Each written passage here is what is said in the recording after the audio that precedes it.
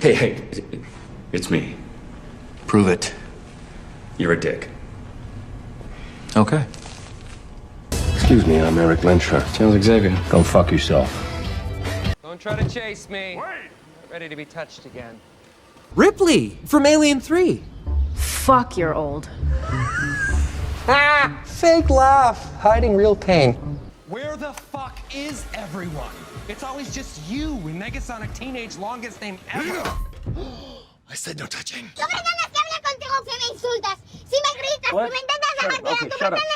the fuck up!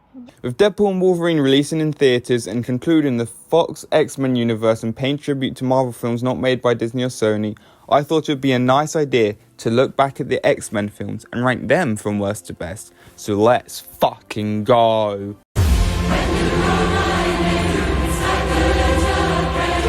Number 15 is not an LFG moment though, because it is the New Mutants. Not only does it not really provide anything special for it to be worth watching, but it mentions the X-Men, and there's an important question that needs to be asked. What timeline is it in? Because if it's a new one, then that just makes it even more worthless as it's not followed up at all. Not to mention, it just sucks in general. It's very shallow, paced badly, and really only proves one thing. Anya Taylor-Joy was destined for greater things than whatever the fuck this film was. 2 out of 10. Number 14 is The Dark Phoenix. This is what happens when your franchise has gone on too long and had its time. Days of Future Past would have been the perfect ending, but they carried on and this was the result. A bland, boring and disappointing film that retries what The Last Stand was also attempting with Jean's Phoenix persona. And while The Last Stand wasn't perfect in its execution, it does it better and also with better versions of the other characters as well. This just wasn't it. 3 out of 10. Number 13 is X-Men Apocalypse. This is a film in a very similar position to Dark Phoenix, which is that it's just a product of a franchise being overdone, and this one really stands out as a miss because it came out the same year as Deadpool and then the following year Logan is released. However, it does have that beautiful sweet dream scene that just about everyone knows and has seen. How can such a great scene be in such an average film? 4 out of 10.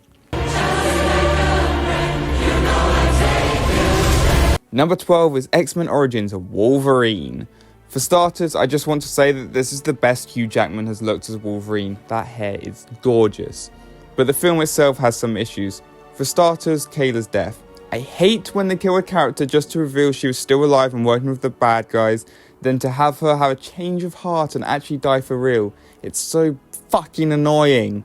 Also, the adamantium bullet not killing Logan is kind of silly, but what's silly is that he loses his memory because of it instead. And if this movie proves something, it's that Ryan Reynolds truly was perfect for Wade Wilson. Stuck in an elevator with 5 guys on a high-protein diet. Oh, Wade. Dreams really do come true. So just shut it. You're up next. Thank you, sir. You look really nice today. It's the green. Brings out the seriousness in your eyes. Oh my God, you ever shut up, pal? No, not when I'm awake. And the treatment Deadpool gets in this film is very, very disappointing. But without this film, Ryan and Hugh may never have met, and we might not have had Deadpool and Wolverine, so that's always a nice positive. 5 out of 10.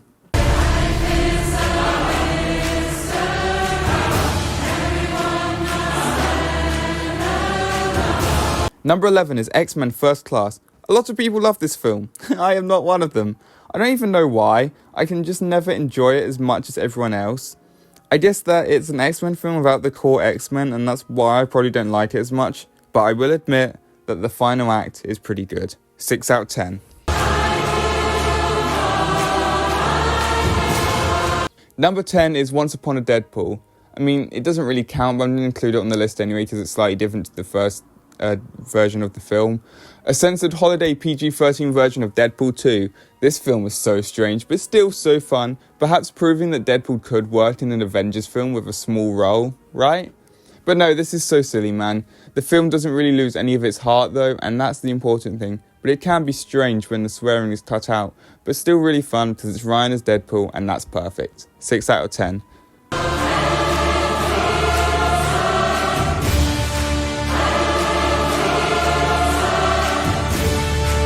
Number 9 is The Wolverine. This was a fun samurai film that includes Wolverine with a suit that he never wears teased at the end. Not really much else to say, 6 out of 10.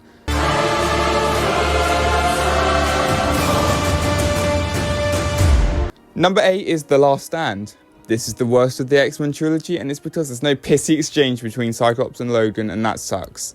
And it's because Cyclops is killed unceremoniously about 20 minutes into the film.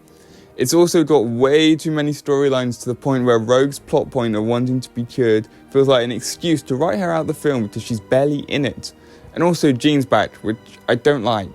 I just hate when characters are resurrected, especially after a sacrificial death. Oh well, it's alright otherwise, 6 out of 10.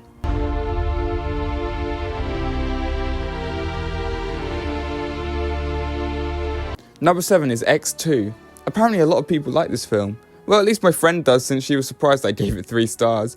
But it's half an hour longer than the other 2 in the original trilogy of X-Men films, and my god, you feel it. The final act kind of drags a little bit, but I do like the idea of them having to work with Magneto, who has been their sworn enemy. Still, I think the pacing is off a little, but it's fine because Logan gets jump scared by a cat and extends his claws at it. That's funny. 6 out of 10.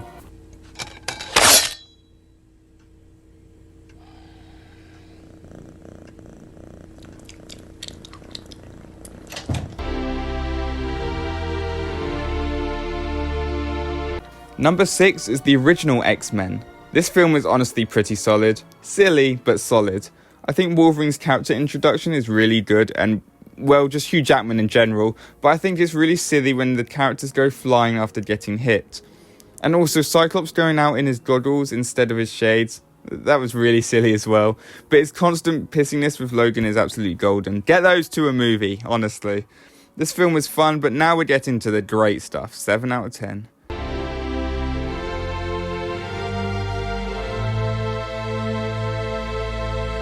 Number 5 is Deadpool 2.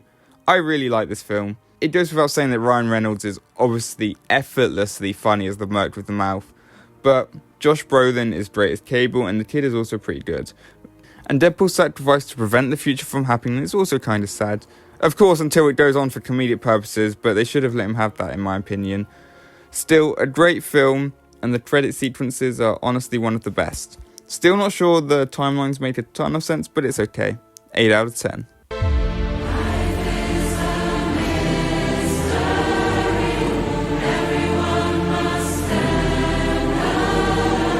Number 4 is Days of Future Past. This is such a great X-Men film. It's the best X-Men film. The time travel element is fairly simple and works for the story. The contrast between the 2 versions of the characters is really fun to see, especially Charles. And I like that Charles turns Logan's cameo in First Class into a setup, with the payoff here being that Charles also tells him to go fuck himself. Evan Peters proves he was perfectly cast as Quicksilver from the start. He's brilliant and funny, and this movie proves that the future is never always set. You have the power to change it. 8 out of 10.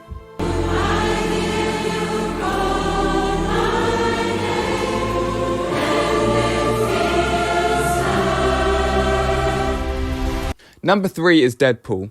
Captain Deadpool. No, just Deadpool, yeah. There's something so perfect about the film origin story of Wade Wilson.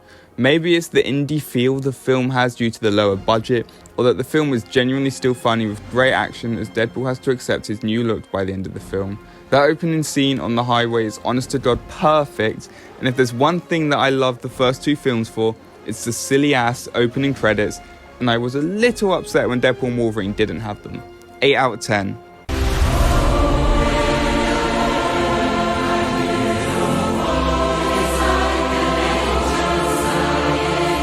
Number 2 is Deadpool and Wolverine.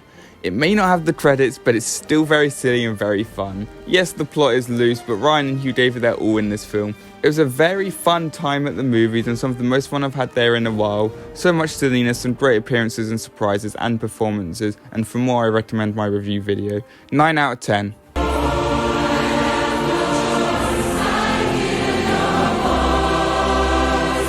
Number 1 is the beautiful film that is Logan. Hugh Jackman may have come back as Wolverine, but this is still a beautiful and gorgeous film that almost feels like it's too good to even be alongside some of the X-Men films that were releasing at the time. It's brutal and heartfelt and a perfect end to the 17-year journey Hugh Jackman had been on at the time. 9 out of 10. And so that's all the X-Men films ranked. Maybe I'll do the whole MCU next, but I don't really want to because there's like 40 of them. But I feel like this list will cause discourse, so have at it. Tell me how wrong I am, but at least be nice about it. I'll see you all in the next one, and peace out.